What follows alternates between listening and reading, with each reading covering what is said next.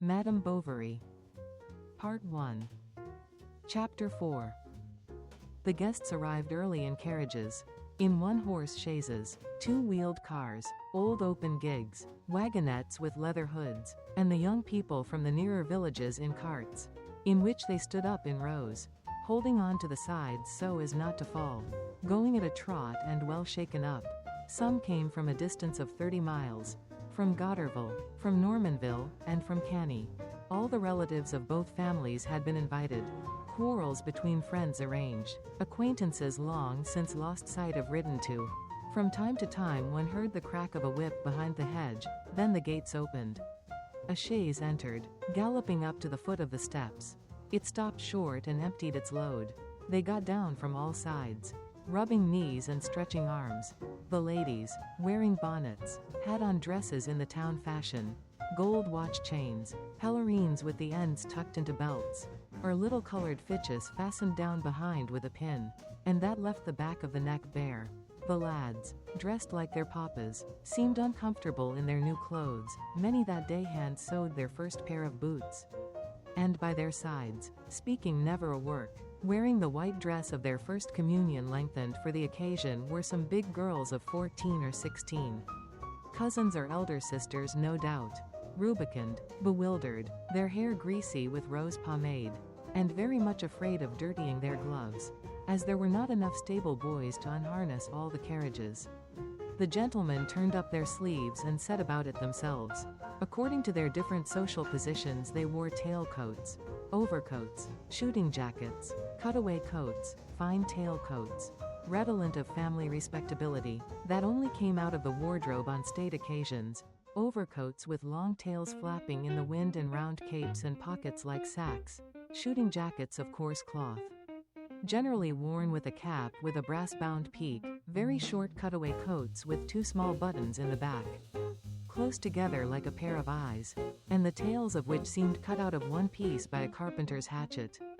Some, too, but these, you may be sure, would sit at the bottom of the table, wore their best blouses, that is to say, with collars turned down to the shoulders, the back gathered into small plaits and the waist fastened very low down with a worked belt. And the shirts stood out from the chests like cuirasses.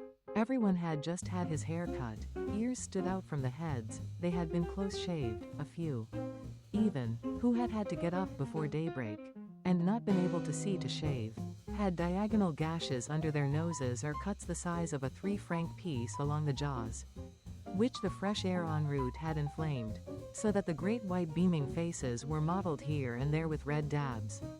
The Mary was 1.5 miles from the farm, and they went thither on foot, returning in the same way after the ceremony in the church. The procession, first united like one long-colored scarf that undulated across the fields, along the narrow path winding amid the green corn, soon lengthened out, and broke up into different groups that loitered to talk. The fiddler walked in front with his violin, gay with ribbons at its pegs. Then came the married pair, the relations, the friends, all following pell-mell. The children stayed behind amusing themselves plucking the bell flowers from oat ears, or playing amongst themselves unseen. Emma's dress, too long, trailed a little on the ground. From time to time she stopped to pull it up, and then delicately, with her gloved hands, she picked off the coarse grass and the thistledowns, while Charles, empty-handed, waited till she had finished. Old Rouault, with a new silk hat and the cuffs of his black coat covering his hands up to the nails, gave his arm to Madame Bovary Senior. As to Monsieur Bovary Senior, who, heartily despising all these folk, had come simply in a frock coat of military cut with one row of buttons, he was passing compliments of the bar to a fair young peasant. She bowed, blushed, and did not know what to say. The other wedding guests talked of their business or played tricks behind each other's backs, egging one another on in advance to be jolly. Those who listened could always catch the squeaking of the fiddler, who went on playing across the fields. When he saw that the rest were far behind he stopped to take breath, slowly rosined his bow, so that the strings should sound more shrilly, then set off again, by turns lowering and raising his neck, the better to mark time for himself. The noise of the instrument drove away the little birds from afar. The table was laid under the cart shed. On it were 4 sirloins, 6 chicken fricassees, stewed veal, 3 legs of mutton, and in the middle a fine roast suckling pig, flanked by 4 chitterlings with sorrel. At the corners were decanters of brandy, sweet bottled cider frothed round the corks, and all the glasses had been filled to the brim with wine beforehand. Large dishes of yellow cream, that trembled with the least shake of the table, had designed on their smooth surface the initials of the newly wedded pair in nonpareil arabesques. A confectioner of Yvetot had been entrusted with the tarts and sweets. As he had only just set up on the place, he had taken a lot of trouble, and at dessert he himself brought in a set dish that evoked loud cries of wonderment. To begin with, at its base there was a square of blue cardboard, representing a temple with porticos, colonnades, and stucco statuettes all round, and in the niches constellations of gilt paper stars. Then on the second stage was a dungeon of Savoy cake, surrounded by many fortifications in candied angelica, almonds, raisins, and quarters of oranges, and finally, on the upper platform a green field with rocks set in lakes of jam, nutshell boats, and a small cupid balancing himself in a chocolate swing whose 2 uprights ended in real roses for balls at the top. Until night they ate. When any of them were too tired of sitting, they went out for a stroll in the yard, or for a game with corks in the granary, and then returned to table. Some towards the finish went to sleep and snored, but with the coffee everyone woke up. Then they began songs, showed off tricks, raised heavy weights, performed feats with their fingers, then tried lifting carts on their shoulders, made broad jokes, kissed the women. At night when they left, the horses, stuffed up to the nostrils with oats, could hardly be got into the shafts. They kicked, reared, the harness broke, their masters laughed or swore, and all night in the light of the moon along country roads there were runaway carts at full gallop plunging into the ditches, jumping over yard after yard of stones, clambering up the hills, with women leaning out from the tilt to catch hold of the reins. Those who stayed at the Bertaux spent the night drinking in the kitchen. The children had fallen asleep under the seats. The bride had begged her father to be spared the usual marriage pleasantries. However, a fishmonger, one of their cousins, who had even brought a pair of soles for his wedding present, began to squirt water from his mouth through the keyhole, when old Rouault came up just in time to stop him, and explained to him that the distinguished position of his son-in-law would not allow of such liberties. The cousin all the same did not give in to these reasons readily.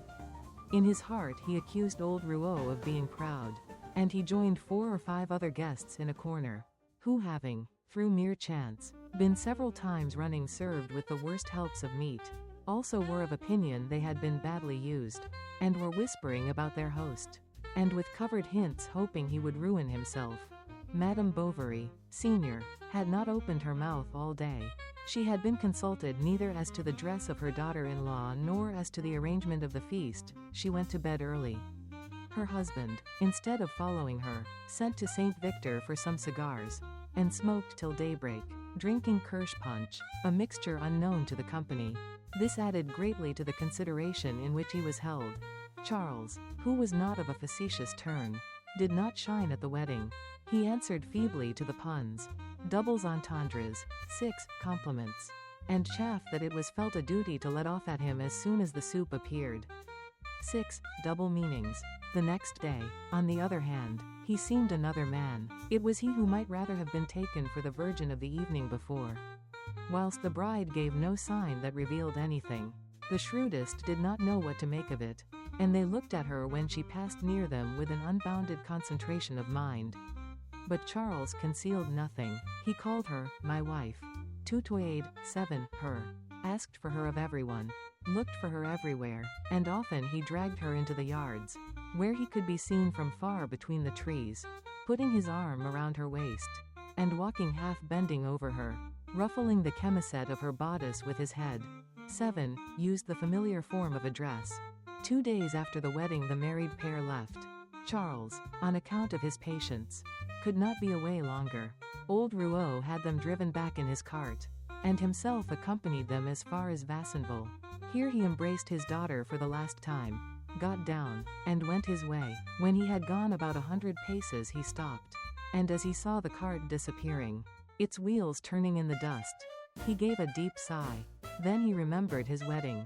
The old times. The first pregnancy of his wife. He, too, had been very happy the day when he had taken her from her father to his home, and had carried her off on a pillion, trotting through the snow, for it was near Christmas time, and the country was all white.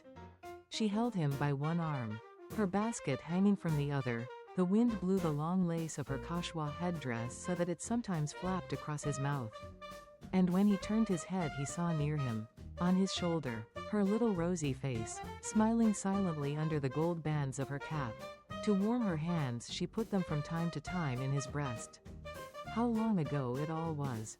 Their son would have been 30 by now. Then he looked back and saw nothing on the road. He felt dreary as an empty house, and tender memories mingling with the sad thoughts in his brain. Addled by the fumes of the feast, he felt inclined for a moment to take a turn towards the church. As he was afraid, however, that this sight would make him yet more sad, he went right away home. Monsieur and Madame Charles arrived at Toasties about 6 o'clock. The neighbors came to the windows to see their doctor's new wife. The old servant presented herself, curtsied to her, apologized for not having dinner ready, and suggested that Madame, in the meantime, should look over her house. Bovary.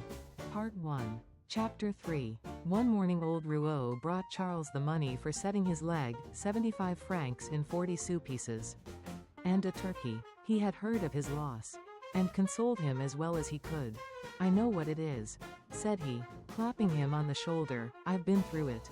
When I lost my dear departed, I went into the fields to be quite alone. I fell at the foot of a tree, I cried, I called on God, I talked nonsense to him. I wanted to be like the moles that I saw on the branches, their insides swarming with worms, dead, and an end of it. And when I thought that there were others at that very moment with their nice little wives holding them in their embrace, I struck great blows on the earth with my stick. I was pretty well mad with not eating. The very idea of going to a cafe disgusted me. You wouldn't believe it. Well, quite softly, one day following another, a spring on a winter, and an autumn after a summer, this wore away, piece by piece, crumb by crumb, it passed away. It is gone. I should say it has sunk, for something always remains at the bottom, as one would say, a weight here, at one's heart. But since it is the lot of all of us, one must not give way altogether. And, because others have died, want to die too, you must pull yourself together. Monsieur Bovary, it will pass away. Come to see us. My daughter thinks of you now and again. Day no, and she says you are forgetting her. Spring will soon be here. We'll have some rabbit shooting in the warrens to amuse you a bit." Charles followed his advice. He went back to the Bertaux. He found all as he had left it. That is to say, as it was 5 months ago. The pear trees were already in blossom, and Farmer Rouault, on his legs again, came and went, making the farm more full of life. Thinking it his duty to heap the greatest attention upon the doctor because of his sad position, he begged him not to take his hat off, spoke to him in an undertone as if he had been ill, and even pretended to be angry because nothing rather lighter had been prepared for him than for the others, such as a little clotted cream or stewed pears. He told stories. Charles found himself laughing, but the remembrance of his wife suddenly coming back to him depressed him. Coffee was brought in. He thought no more about her. He thought less of her as he grew accustomed to living alone. The new delight of independence soon made his loneliness bearable. He could now change his meal times, go in or out without explanation, and when he was very tired stretch himself at full length on his bed. So he nursed and coddled himself and accepted the consolations that were offered him. On the other hand, the death of his wife had not served him ill in his business, since for a month people had been saying, "The poor young man, what a loss." His name had been talked about. His practice had increased, and moreover, he could go to the Bertaux just as he liked. He had an aimless hope, and was vaguely happy. He thought himself better looking as he brushed his whiskers before the looking-glass. One day he got there about 3 o'clock. Everybody was in the fields. He went into the kitchen, but did not at once catch sight of Emma. The outside shutters were closed. Through the chinks of the wood the sun sent across the flooring long fine rays that were broken at the corners of the furniture and trembled along the ceiling. Some flies on the table were crawling up the glasses that had been used. and buzzing as they drowned themselves in the dregs of the cider. The daylight that came in by the chimney made velvet of the soot at the back of the fireplace, and touched with blue the cold cinders. Between the window and the hearth Emma was sewing. She wore no fichu. He could see small drops of perspiration on her bare shoulders. After the fashion of country folks, she asked him to have something to drink. He said no, she insisted, and at last laughingly offered to have a glass of liqueur with him. So she went to fetch a bottle of curacao from the cupboard, reached down 2 small glasses, filled one to the brim, poured scarcely anything into the other, and, after having clinked glasses, carried hers to her mouth. As it was almost empty, she bent back to drink, her head thrown back, her lips pouting, her neck on the strain. She laughed at getting none of it, while with the tip of her tongue passing between her small teeth she licked drop by drop the bottom of her glass. She sat down again and took up her work. A white cotton stocking she was darning. She worked with her head bent down. She did not speak. Nor did Charles. The air coming in under the door blew a little dust over the flags. He watched it drift along, and heard nothing but the throbbing in his head and the faint clucking of a hen that had laid an egg in the yard. Emma from time to time cooled her cheeks with the palms of her hands, and cooled these again on the knobs of the huge fire dogs.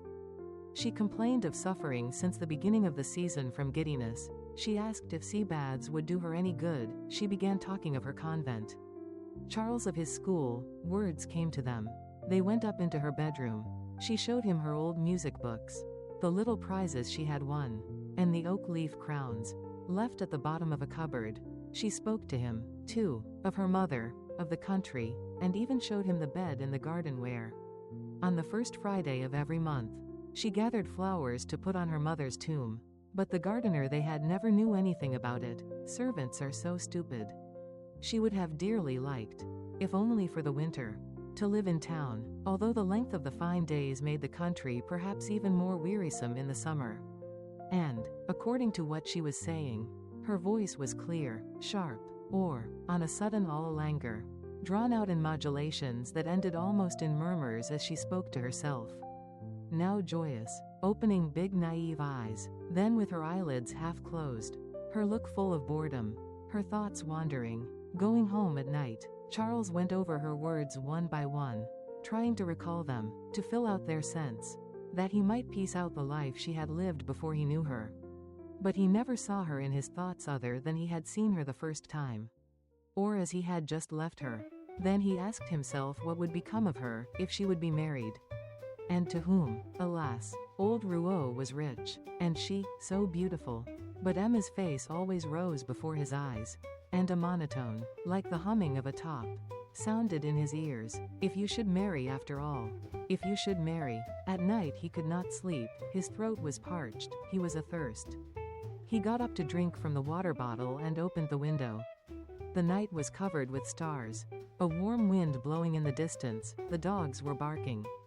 He turned his head towards the Bertaux, thinking that, after all, he should lose nothing. Charles promised himself to ask her in marriage as soon as occasion offered. But each time such occasion did offer, the fear of not finding the right words sealed his lips. Old Rouault would not have been sorry to be rid of his daughter, who was of no use to him in the house. In his heart he excused her, thinking her too clever for farming, a calling under the ban of heaven, since one never saw a millionaire in it. Far from having made a fortune by it, the good man was losing every year, for if he was good in bargaining, in which he enjoyed the dodges of the trade, on the other hand, agriculture properly so called, and the internal management of the farm, suited him less than most people. He did not willingly take his hands out of his pockets, and did not spare expense in all that concerned himself. Liking to eat well, to have good fires, and to sleep well, he liked old cider, underdone legs of mutton, Glorias, 5, well beaten up. He took his meals in the kitchen alone, opposite the fire, on a little table brought to him already laid as on the stage. 5, a mixture of coffee and spirits.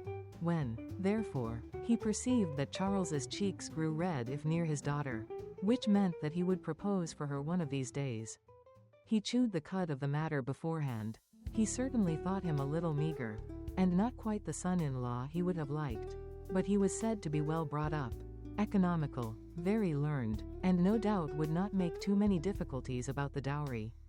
Now, as old Rouault would soon be forced to sell 22 acres of his property, as he owed a good deal to the mason, to the harness maker, and as the shaft of the cider press wanted renewing, if he asks for her, he said to himself, I'll give her to him. At Michaelmas Charles went to spend 3 days at the Bertaux. The last had passed like the others in procrastinating from hour to hour. Old Rouault was seeing him off. They were walking along the road full of ruts. They were about to part. This was the time. Charles gave himself as far as to the corner of the hedge. And at last, when past it, Monsieur Rouault, he murmured, I should like to say something to you. They stopped. Charles was silent. Well, tell me your story. Don't I know all about it? Said old Rouault, laughing softly. Monsieur Rouault, stammered Charles. I ask nothing better, the farmer went on, although, no doubt, the little one is of my mind. Still we must ask her opinion. So you get off, I'll go back home. If it is, yes. You needn't return because of all the people about. And besides it would upset her too much. But so that you mayn't be eating your heart, I'll open wide the outer shutter of the window against the wall. You can see it from the back by leaning over the hedge. And he went off. Charles fastened his horse to a tree, he ran into the road and waited. Half an hour passed. Then he counted 19 minutes by his watch. Suddenly a noise was heard against the wall. The shutter had been thrown back, the hook was still swinging. The next day by 9 o'clock he was at the farm. Emma blushed as he entered, and she gave a little forced laugh to keep herself in countenance. Old Rouault embraced his future son-in-law. The discussion of money matters was put off, moreover. There was plenty of time before them, as the marriage could not decently take place till Charles was out of mourning. That is to say, about the spring of the next year. The winter passed waiting for this. Mademoiselle Rouault was busy with her trousseau. Part of it was ordered at Rouen, and she made herself chemises and nightcaps after fashion plates that she borrowed. When Charles visited the farmer, the preparations for the wedding were talked over. They wondered in what room they should have dinner. They dreamed of the number of dishes that would be wanted, and what should be on trays. Emma would, on the contrary, have preferred to have a midnight wedding with torches, but old Rouault could not understand such an idea. So there was a wedding at which 43 persons were present, at which they remained 16 hours at table, began again the next day, and to some extent on the days following.